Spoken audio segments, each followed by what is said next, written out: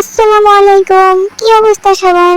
আশা করি সবাই ভালো আছো। আলহামদুলিল্লাহ আমি অনেক ভালো আছি। তো আজকে আমি রান্না করবো খুবই সিম্পল ভাবে মাছের ঝোল। তো চলো রেসিপি শুরু করা যাক। আমি এখানে 4 পিস মাছ আগে থেকে হলুদ এবং অল্প একটু লবণ দিয়ে মাখিয়ে দিয়েছিলাম। তারপর কড়াইতে অল্প একটু তেল দিয়ে হালকা করে ভেজে নেবো।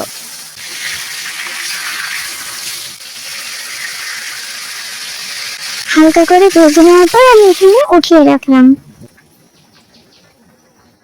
এবারে একই তেলে কুচি করে কাটা পেঁয়াজগুলো দিয়ে অল্প একটু নাড়াচাড়া করে নেব।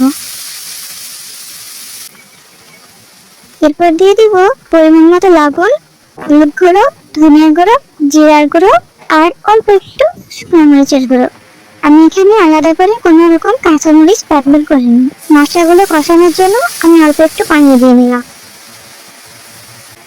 মশলা থেকে যখন তেল বেরিয়ে আসবে তখন আমি এখানে পরিমাণ মতো পানি দিয়ে নেব। পানিটা ফুটে উঠলে ওই যে ভেজে রাখা মাছগুলো দিয়ে দেব।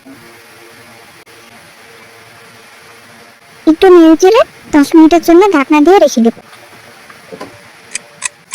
10 মিনিট পর ঢাকনা খুলে দেখি এই অবস্থা। আমার মাছের ঝোল রেডি। এরকম সহজ ও মজাদার রেসিপি পেতে লাইক, কমেন্ট আর শেয়ার করতে ভুলো না। আল্লাহ হাফেজ।